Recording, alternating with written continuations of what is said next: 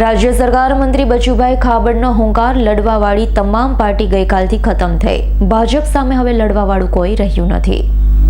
રાજ્ય સરકાર મંત્રી બચુભાઈ ખાબડનો હુંકાર, લડવાવાળી તમામ પાર્ટી ગઈકાલથી ખતમ થઈ ગઈ હતી. ભાજપ સામે હવે લડવાવાળું કોઈ રહ્યું નથી.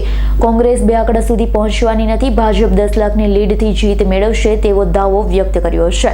ગોધરા ખાતે 18 પંચમહાલ લોકસભા કાર્યાલય ઉદ્ઘાટન સમારોહ પ્રસંગે સંબોધન દરમિયાન મંત્રી બચુભાઈ ખાબડ દ્વારા દાવો કરવામાં આવ્યો. રાજ્ય સરકાર મંત્રી બચુભાઈ ખાબડનો હુંકાર, લડવાવાળી તમામ પાર્ટી ગઈકાલથી ખતમ થઈ ગઈ હતી. ભાજપ સામે હવે લડવાવાળું કોઈ રહ્યું નથી. કોંગ્રેસ 2 આંકડા સુધી પહોંચવાની નથી. ભાજપ 10 લાખની લીડથી જીત મેળવશે તેવો દાવો વ્યક્ત કર્યો છે. ગોધરા ખાતે 18 પંચમહાલ લોકસભા કાર્યાલય ઉદ્ઘાટન સમારોહ પ્રસંગે સંબોધન દરમિયાન મંત્રી બચુભાઈ ખાબડ દ્વારા દાવો કરવામાં આવ્યો. ક્યારે કોઈ ચૂંટણી હાર્યા નથી. ગયા વખતે તો આપણે બીજા યુગમાં હતા એટલે 5 લાખ પર ઉતારો.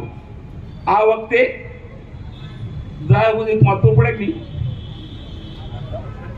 10 લાખથી ઓછો એક વોટ ની જોઈએ.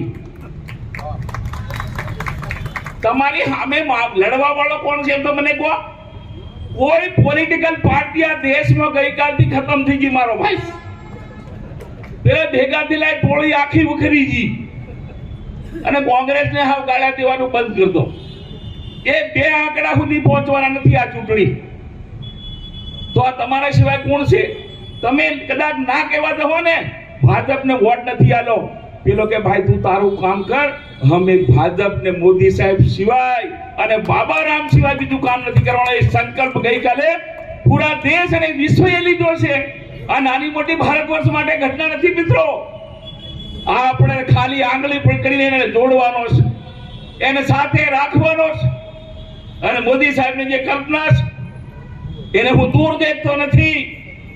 આ 2024 ની ચૂંટણી એને ભારત દેખવાનું નથી, પૂરું વિશ્વ આજે જોઈ રહ્યું છે. ગઈકાલનો આપણો અવસર અયોધ્યાનો પૂરા વિશ્વએ ટીવી મીડિયા માધ્યમથી એને. ઇકબાલ શેખનો રિપોર્ટ, S9 ન્યૂઝ, પંચમહાલ.